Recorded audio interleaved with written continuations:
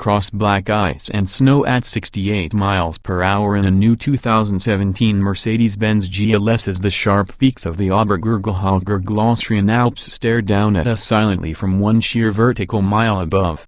Normally, highway speeds on these mildly treacherous, frozen mountain roads would make one feel more than a bit uneasy, but the well-appointed, 7-passenger German family crossover where piloting feels as confident and planted as a World Cup skier carving up a giant slalom run. Indeed, the 2017 GLS is exactly the kind of SUV families in need of a large, luxurious, and capable all-wheel drive ride might take up to Obergurgelhauptgürtel for a weekend on the slopes, a task that its predecessor, the GL-Class, no doubt ably performed for years at ski resorts across the globe. So what exactly is this new GLS all about? And why add the S to the GL?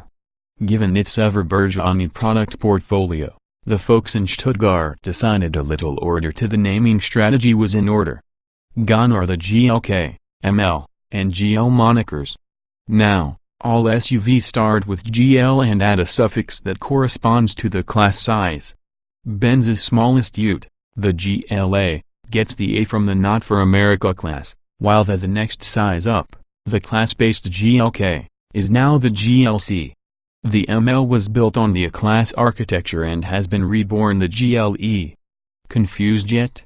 Though technically based on a stretched M-classical platform, the GL gets an S tacked on, given that it's the largest SUV in the lineup and is meant to correspond with the flagship's class sedan. Mercedes has even taken to calling the GLSs this class of SUVs, but this transition is a little trickier than that. That's more a compliment to this class than it is a knock on the GLS. While this class is in a veritable league or three of its own, the GLS, well, let's just say it's got some competition. The Land Rover LR4 seats 7 and is capable off-road, as is the luxurious new Lexus LX 570. Essentially a more posh Land Cruiser. The Audi Q7 and Volvo XC90, while not quite as big as the GLS, are both very, very good. And though the buyers may not be quite the same, the Cadillac Escalade offers its own take on thrill luxury, with great towing capability to boot. Even the Infiniti QX80 could be considered in the mix, though it's admittedly less refined than the GLS. But the one advantage the GLS seems to have over just about every competitor in the space is its ability to balance so many attributes so artfully, due in part to its array of powertrain options. The 3.0-liter turbodiesel V6 in the 350D Blue Tech is rated at 255 horsepower and a gratifying 457 lb-ft of torque, and its surprisingly linear power delivery, not just on the low end, which is typical of oil burners, makes this pairing extremely well suited. The turbodiesel is almost absent of lag even in the mid-range and at highway speeds. As such, the diesel engine's composure is surprisingly similar to the bread-and-butter twin-turbo V6 in the GLS 450, rated at 362 horsepower and 369 lb-ft. For those who want a more spirited ride or plan to tow, the twin-turbo 4.7-liter V8 powering the GLS 550 delivers 449 horsepower and surpasses even the turbodiesel with its generous 516 lb-ft. Whatever mill powers your GLS, the ponies get delivered to all four wheels via an all-new 9-speed automatic transmission Benz calls 9-tronic. When left to its own devices, shifts are smooth, quick, and most important in a family SUV, free of drama. But the beastly GLS 63 AMG will strictly adhere to a 7-speed box, deliberately carrying over the previous transmission. According to Axel Hikes, a director for Benz's SUVs, the gear ratios of the 7-speed are more suited to the AMG's power mapping.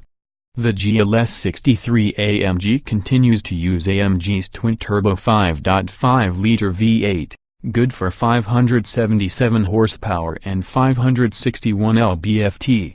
Having driven this engine in the GL 63 AMG Coupe, with its absurd acceleration for an SUV and all the rips, snarls, and grunts of Affalterbach's V8, even the Joker would admire the sinister grin that's sure to be plastered on your face.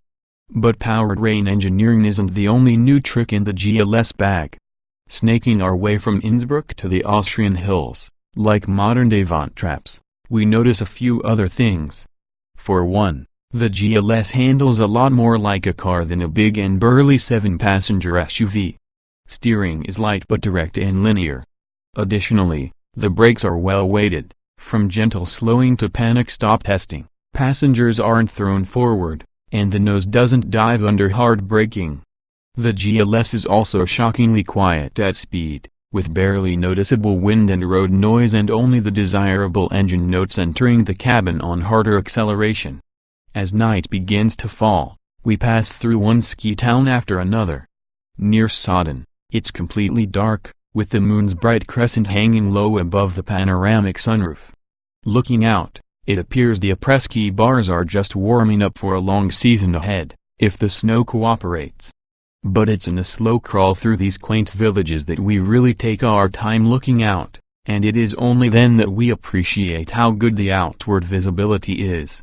Our final destination is a resort near the highest elevation in Austria. On the climb up these alpine roads, regardless which GLS you might find yourself in, confidence is instantly instilled with Benz's standard 4MATIC all-wheel drive.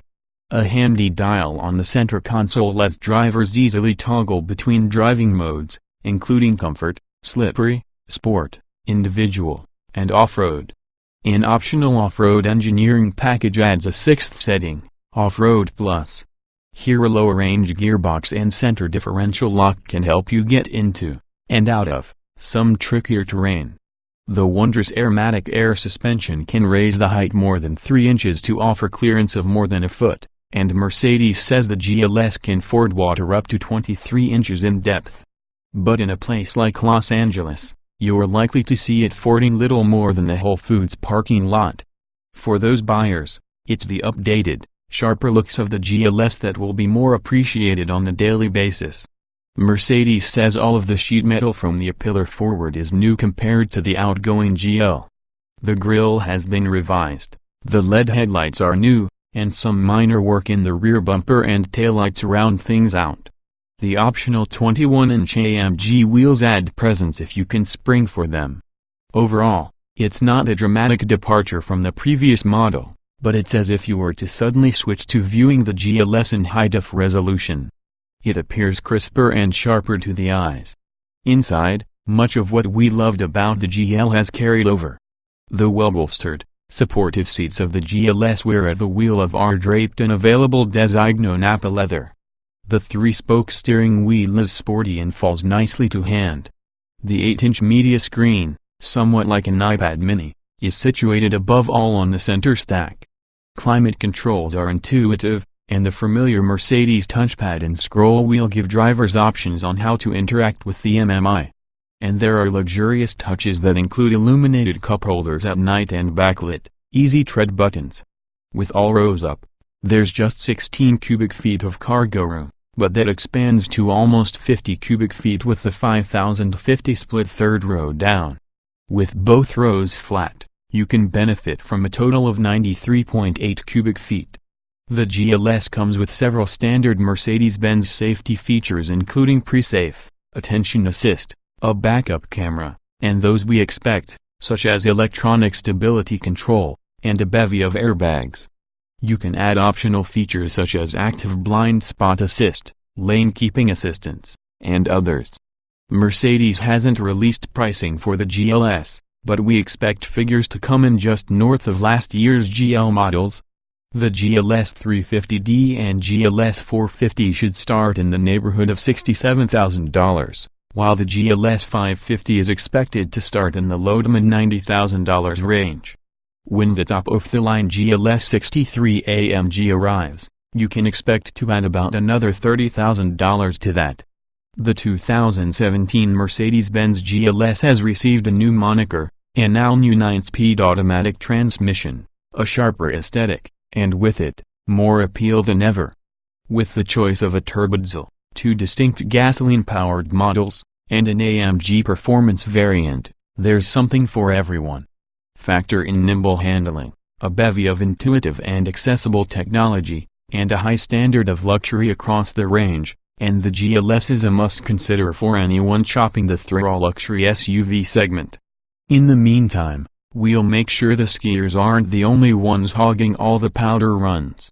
2017 Mercedes-Benz GLE-Class specifications on sale, March 2016. Available to order now. Price, $66,000 GLS 350D, $68,000 GLS 450, $94,000 GLS 550, $124,000 GLS 63. Base estate engines, 3.0 liters turbodiesel 24-valve V6 255 HP, 457 lb-ft at 1,602, 400 revolutions per minute, 3.0 liters twin-turbo 24-valve V6 362 HP, 369 lb-ft at 1,604, 000 revolutions per minute, 4.7 liters twin-turbo 32-valve V8 449 HP, 516 lb-ft at 1,8004,